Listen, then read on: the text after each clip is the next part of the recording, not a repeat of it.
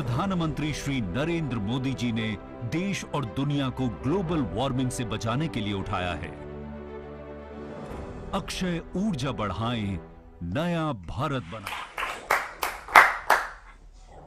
आदरणीय प्रधानमंत्री महोदय से विनम्र निवेदन है कि वे अपने आशीष वचनों से हमें अनुग्रहित करें। मध्य प्रदेश की राज्यपाल श्रीमती आनंदीबेन पटेल जी, मध्य प्रदेश के मुख्यमंत्री श्रीमान शिवराज सिंह जी, केंद्रीय मंत्रिपरिषद के मेरे सहयोगी आर.के. सिंह जी, थावरचंद गहलोत जी, नरेंद्र सिंह तोमर जी, धर्मेंद्र प्रधान जी, प्रहलाद सिंह पटेल जी, मध्य प्रदेश मंत्रिमंडल के सदस्यगण, सांसद, विधायकगण और रीवा सहित पूरे मध्य प्रदेश के मेरे प्यारे भाइयों और बहनों, नमस्कार। आज रीवा ने वाकई इतिहास रच दिया है। रीवा की पहचान मां नर्मदा के नाम से और सफेद बाग से रही है। अब इसमें एशिया के सबसे बड़े सोलर पावर प्रोजेक्ट का नाम भी जुड़ गया है। इसका आसमान से लिया गया वीडियो जब हम देखते हैं तो लगता है कि खेतों में हजारों सोलर पैनल जैसे फसल बनके लहलहा रही है, या ऐसा भी लगता है कि किसी गहरे समुद्र के ऊपर से गुजर रहे हैं जिसका पानी बहुत नीला है। और इसके लिए मैं रीवा के लोगों को, मध्य प्रदेश के लोगों को बहुत बहुत बधाई देता हूं, शुभकामनाएं देता हूं। रीवा का ये सोलर प्लांट इस पूरे क्षेत्र को इस दशक में ऊर्जा का बहुत बड़ा केंद्र बनाने में मदद करेगा। इस सोलर प्लांट से मध्य प्रदेश के लोगों को, यहां के उद्योगों को तो बिजली मिलेगी ही, दिल्ली में जैसा अभी शिवराज जी बता रहे थे, मेट्रो रेल तक को रीवा से लाभ मिलेगा। अब रीवा वाला शान से कह पाएगा कि दिल्ली की मेट्रो हमारा रीवा चलाता है। इसके अलावा रीवा की ही तरह शाजापुर, नीमच और छतरपुर में भी बड़े सोलर पावर प्लांट पर काम चल रहा है। ओमकारेश्वर डैम पर तो पानी में तैरता हुआ सोलर प्लांट, और मुझे पक्का भरोसा है कि आप जो योजना बना रहे हैं उसको पूरा करके रहोगे। ये तमाम प्रोजेक्ट जब तैयार हो जाएंगे तो मध्य प्रदेश निश्चित रूप से सस्ती और साफ सुथरी बिजली का हब बन जाएगा। इसका सबसे अधिक लाभ मध्य प्रदेश के गरीब, मध्यम वर्ग के परिवारों को होगा, किसानों को होगा, हमारे आदिवासी भाइयों बहनों को होगा। साथियों, हमारी परंपरा में, हमारी संस्कृति में, हमारे रोजमर्रा के जीवन में सूर्य उपासना का एक विशेष स्थान है। हमारे यहां कहा गया है, पुनातु मां तत्सवितुर्वरेण्यम, यानी जो उपासना के योग्य सूर्य देव हैं वो हमें पवित्र करे। पवित्रता की यही अनुभूति आज यहां रीवा में है। हर जगह पर हो रही है। सूर्य देव की इसी ऊर्जा को आज पूरा देश अनुभव कर रहा है। ये उन्हीं का आशीर्वाद है कि हम सोलर पावर के मामले में दुनिया के टॉप 5 देशों में पहुंच गए हैं। साथियों, सौर ऊर्जा आज की नहीं बल्कि 21वीं सदी की ऊर्जा जरूरतों का एक बड़ा माध्यम होने वाला है, क्योंकि सौर ऊर्जा श्योर है, प्योर है और सिक्योर है। श्योर इसलिए क्योंकि ऊर्जा के बिजली के दूसरे स्रोत खत्म हो सकते हैं, लेकिन सूर्य सदा सर्वदा पूरे विश्व में हमेशा ही चमकता रहेगा। प्योर इसलिए क्योंकि ये पर्यावरण को प्रदूषित करने के बजाय उसको सुरक्षित रखने के में मदद करता है। और जैसे श्योर है, प्योर है, सिक्योर इसलिए क्योंकि आत्मनिर्भरता का एक बहुत बड़ा प्रतीक है, बहुत बड़ी प्रेरणा है। ये हमारी ऊर्जा जरूरतों को भी सुरक्षित करता है। जैसे जैसे भारत विकास के नए शिखर की तरफ बढ़ रहा है, हमारी आशाएं, आकांक्षाएं भी बढ़ रही है और वैसे वैसे हमारी ऊर्जा की, बिजली की जरूरतें भी बढ़ रही है। ऐसे में आत्मनिर्भर भारत के लिए बिजली की आत्मनिर्भरता बहुत आवश्यक है।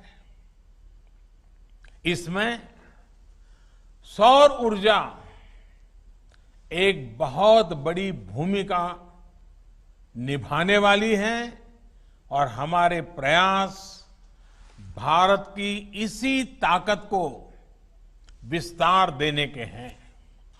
साथियों, जब हम आत्मनिर्भरता की बात करते हैं, प्रगति की बात करते हैं, तो इकोनॉमी उसका एक अहम पक्ष होता है। पूरी दुनिया के नीति निर्माता बरसों से दुविधा में है कि इकोनॉमी की सोचे या एनवायरनमेंट की सोचे।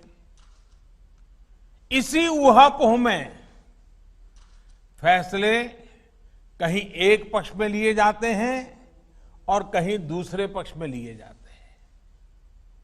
लेकिन भारत ने ये दिखाया है कि ये दोनों एक दूसरे के विरोधी नहीं है, बल्कि एक दूसरे के सहयोगी हैं। स्वच्छ भारत अभियान हो, हर परिवार को एलपीजी और पीएनजी का साफ सुथरा ईंधन से जोड़ने का अभियान हो, पूरे देश में सीएनजी आधारित वाहन व्यवस्था, इसके लिए बड़ा नेटवर्क बनाने का काम हो, देश में बिजली आधारित परिवहन वहन के लिए नए नए रिसर्च होने वाले हैं, कुछ प्रयास होने वाले हैं।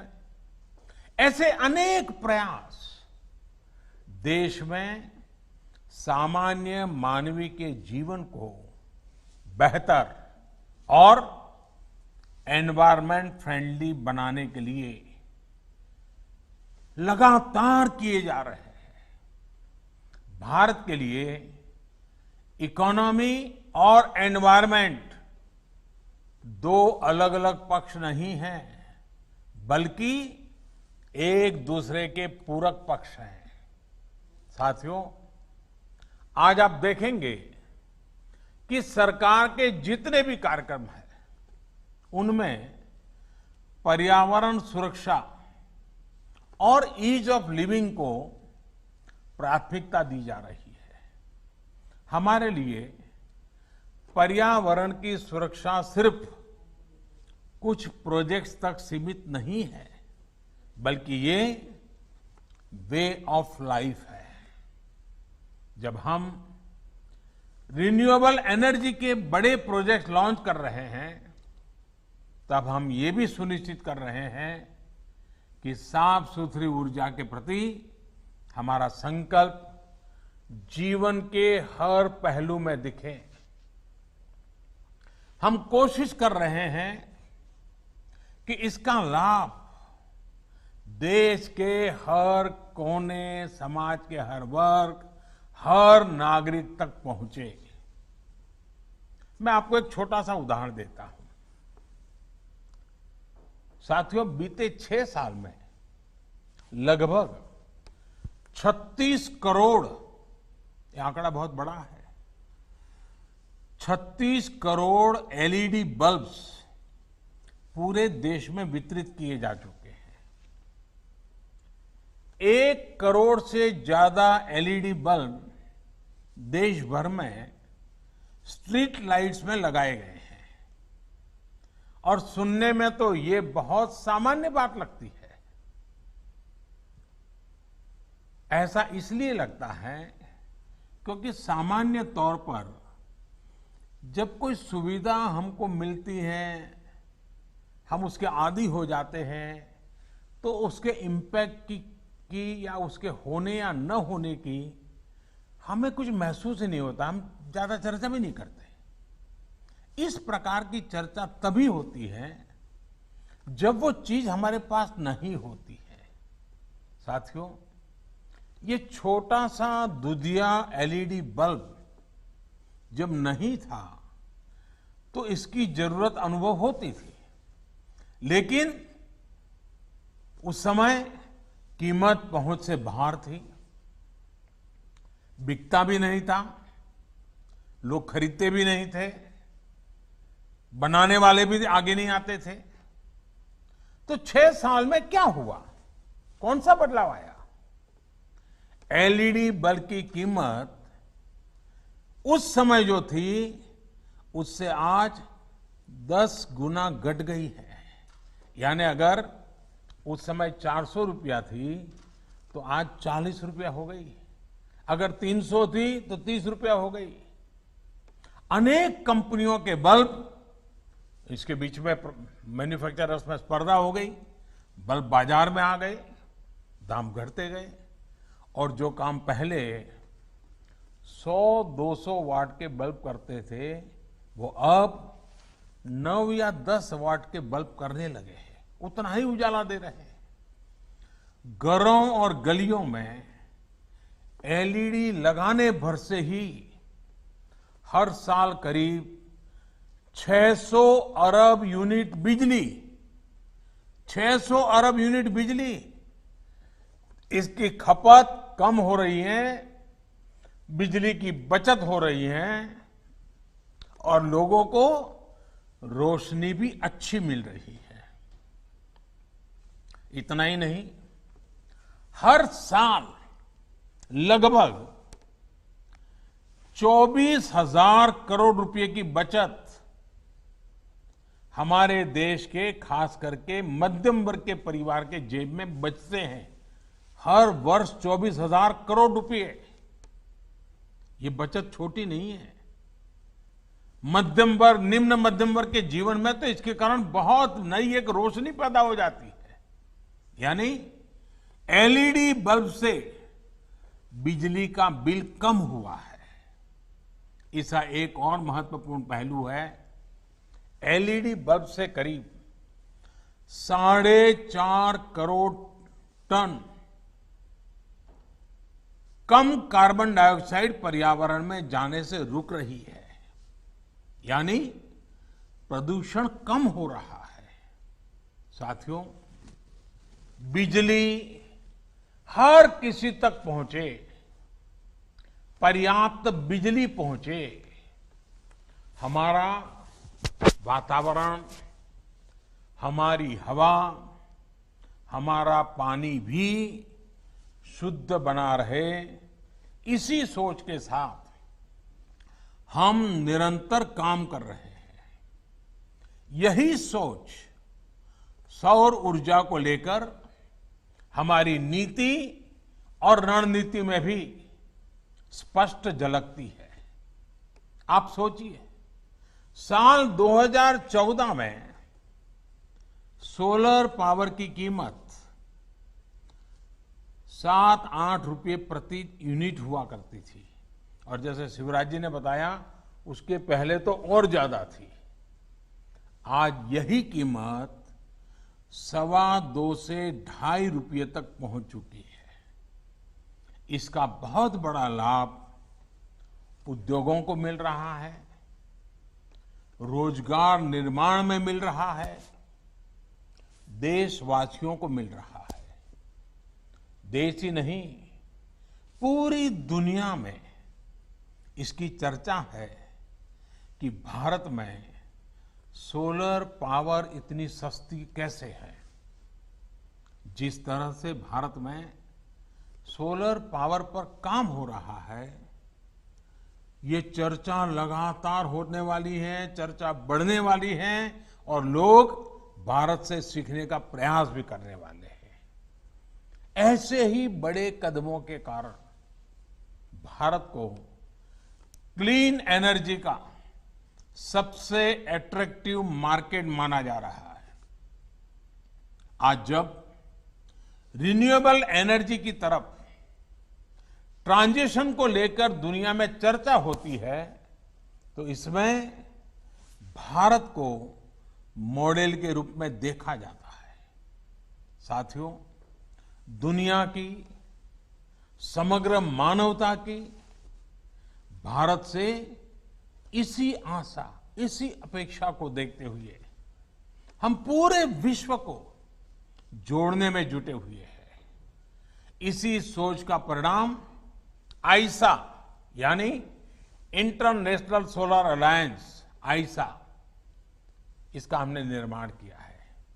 वन वर्ल्ड, वन सन, वन ग्रिड के पीछे की यही भावना है।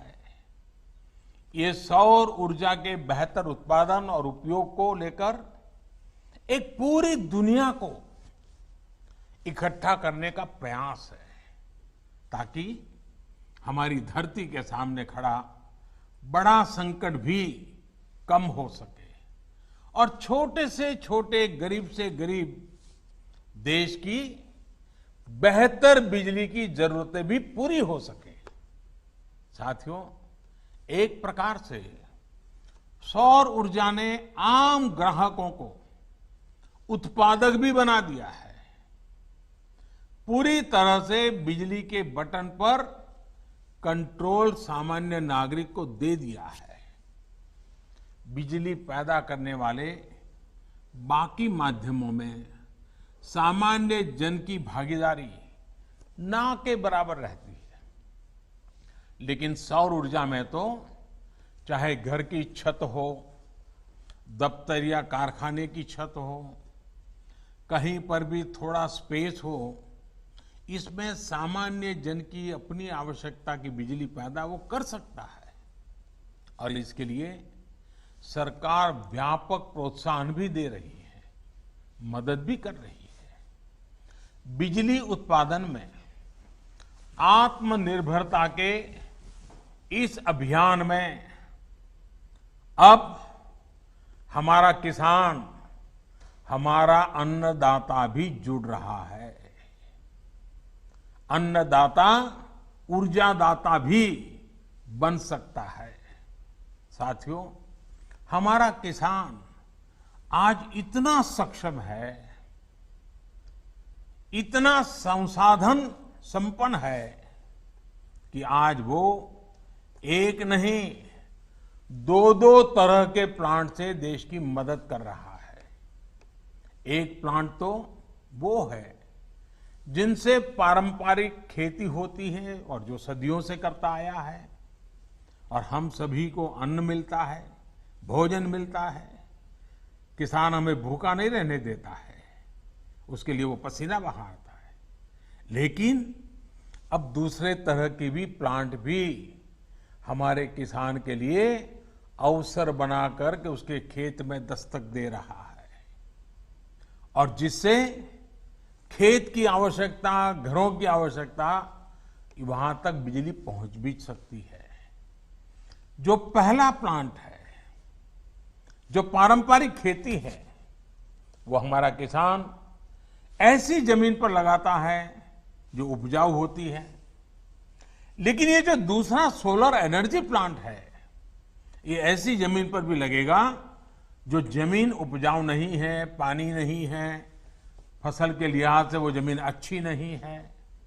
यानी कि किसान की वो जमीन जहां फसल उगाने में बहुत खर्चा हो जाता है और कोई गारंटी नहीं होती है, अगर बारिश थोड़ी ऊपर नीचे हो जाए तो सब बर्बाद हो जाता है, उस जमीन का उपयोग भी होगा, उससे भी किसान की आमदनी बढ़ सकती है। कुसुम योजना के माध्यम से आज किसानों को अतिरिक्त जमीन पर ऐसे सोलर प्लांट लगाने में मदद करने की योजना काम कर रही है।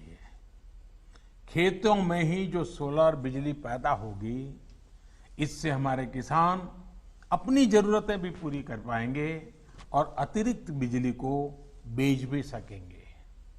मुझे पूरा विश्वास है कि मध्य प्रदेश के किसान साथी भी अतिरिक्त आय के इस साधन को अपनाने और भारत को पावर एक्सपोर्टर,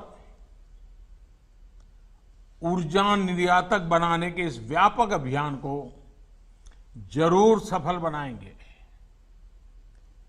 ये विश्वास इसलिए अधिक है क्योंकि मध्य प्रदेश के किसानों ने संकल्प को सिद्धि में बदल करके दिखाया है। आपने जो काम किया है वो हर किसी के लिए प्रेरणा का कारण बना हुआ है। जिस प्रकार आपने गेहूं उत्पादन के मामले रिकॉर्ड बनाया, दूसरों को पीछे छोड़ दिया, वो प्रशंसनीय है। कोरोना के इस मुश्किल समय में किसानों ने जो रिकॉर्ड तोड़ उत्पादन किया, मध्य प्रदेश की सरकार ने रिकॉर्ड तोड़ खरीद की, उसके लिए भी आप प्रशंसा के पात्र हैं। और इसलिए बिजली उत्पादन के मामले में भी मध्य प्रदेश के सामर्थ्य पर मुझे पूरा भरोसा है।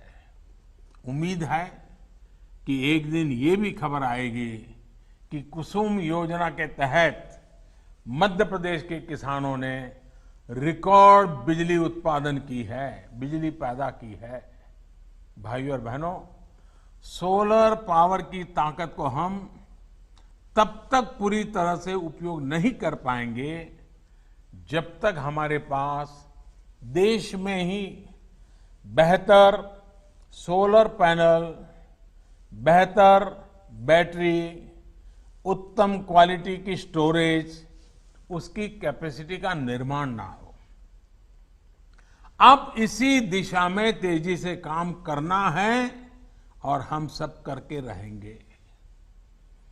आत्मनिर्भर भारत अभियान के तहत अब देश का लक्ष्य है कि सोलर पैनल सहित तमाम उपकरणों के लिए हम आयात पर अपनी निर्भरता को खत्म करें।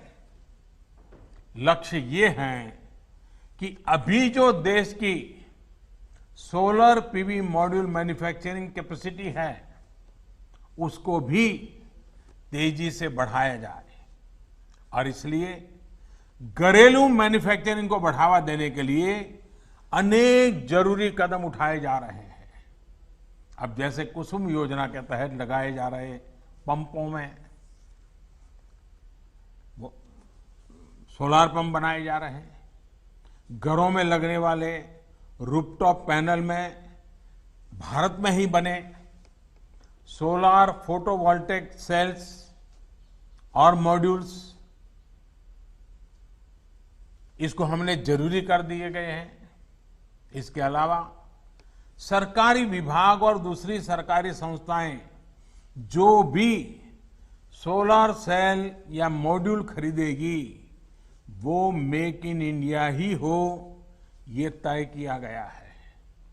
यही नहीं, पावर प्लांट लगाने वाली कंपनियां सोलर पीवी मैन्युफैक्चरिंग भी करें, इसके लिए भी प्रोत्साहन दिया जा रहा है।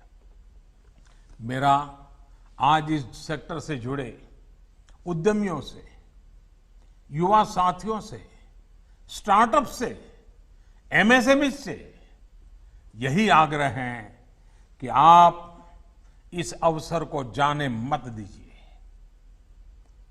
इस अवसर का फायदा उठाइए।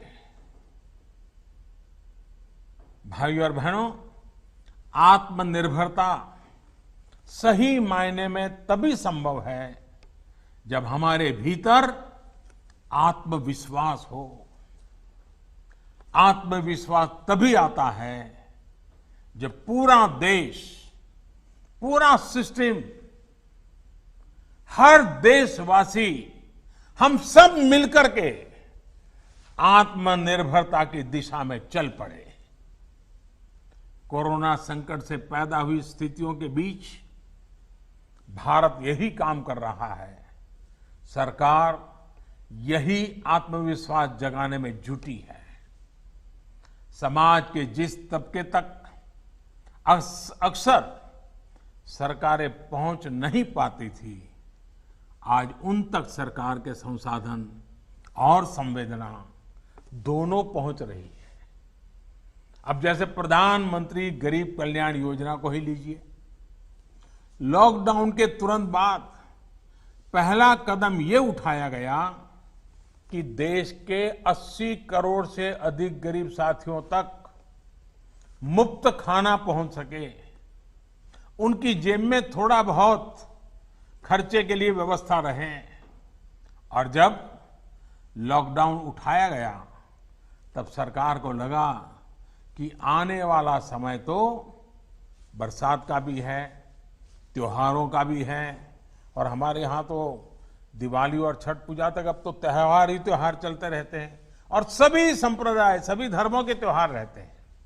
ऐसे में गरीबों को ये मदद मिलती रहनी चाहिए। इसलिए इस योजना को जारी रखा गया। अब गरीब परिवारों को नवंबर तक मुफ्त राशन मिलता रहेगा। इतना ही नहीं, निजी क्षेत्र के लाखों कर्मचारियों के ईपीएफ खाते में भी सरकार पूरा अंशदान दे रही है। इसी तरह पीएम स्वनिधि योजना के माध्यम से उन साथियों की सूद भी ली गई है जिनकी सिस्टम तक सबसे कम पहुंच होती थी। आज इस योजना से रेहड़ी, ठेला लगाने वाले लाखों साथियों को 10,000 रुपये तक के सस्ते ऋण बैंक से मिलने लगे हैं। हमारे लिए सबसे अधिक उपयोगी हमारे ये साथी अपने छोटे से कारोबार को बचा सके, चला सके। हमारे यहां इन सारी चीजों को कभी प्राथमिकता नहीं रहती थी, लेकिन एक संवेदनशील सरकार होने के कारण, देश की भावी पीढ़ी को समर्पित होने के कारण आज हम लगातार कदम उठा रहे हैं। यानी एक तरफ छोटे, लघु, कुटीर उद्योगों और बड़ों उद्योगों के बारे में सोचा गया, तो दूसरी तरफ इन छोटे लेकिन उपयोगी कारोबारियों की भी चिंता की गई।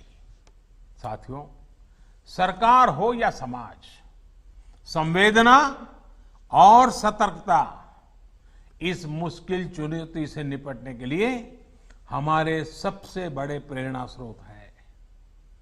आज जब आप मध्य प्रदेश को, पूरे देश को आगे बढ़ाने के लिए, रोजी रोटी भी कमाने के लिए घर से बाहर निकल रहे हैं, निकलना पड़ रहा है, तो अपनी एक और जिम्मेदारी भी हमेशा याद रखिए, और वो है, और मैं चाहूंगा कि जो बात मैं बताता हूं ये बाकी लोग भी बार बार बताते रहें, जहां भी है बताते रहें। 2 गज की दूरी,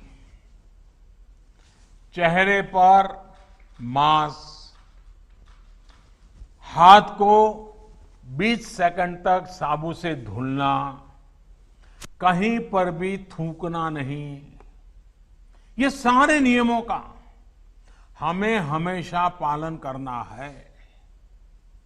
आप भी बचेंगे, आपका परिवार भी बचेगा और आपके यार, दोस्त, साथी, मित्र, सहयोगी, हर किसी की जिंदगी बचाने में आप बहुत बड़ी भूमिका अदा करेंगे।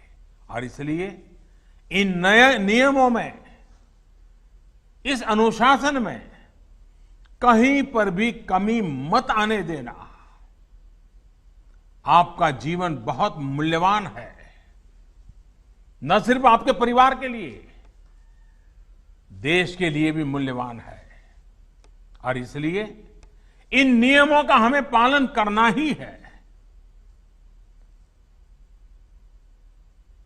मेरे प्यारे साथियों, एक बार फिर आपको, मध्य प्रदेश को इस सोलर पावर प्लांट के लिए बहुत बहुत मैं बधाई देता हूं और ये कहना चाहूंगा कि प्लांट भले रीवा में लगा हो, बिजली चलो दिल्ली के मेट्रो तक पहुंचती होगी, लेकिन इसके कारण पर्यावरण के पक्ष में जो काम हुआ है उसका प्रभाव पूरी मानव जाति पे होने वाला है, पूरे विश्व पर होने वाला है। और इसलिए आपने एक सुरक्षित विश्व के लिए मजबूत नींव आज रीवा में डाली है।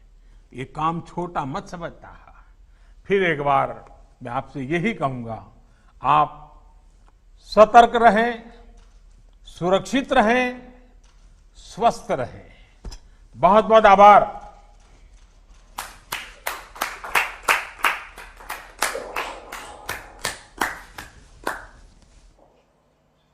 धन्यवाद माननीय प्रधानमंत्री महोदय।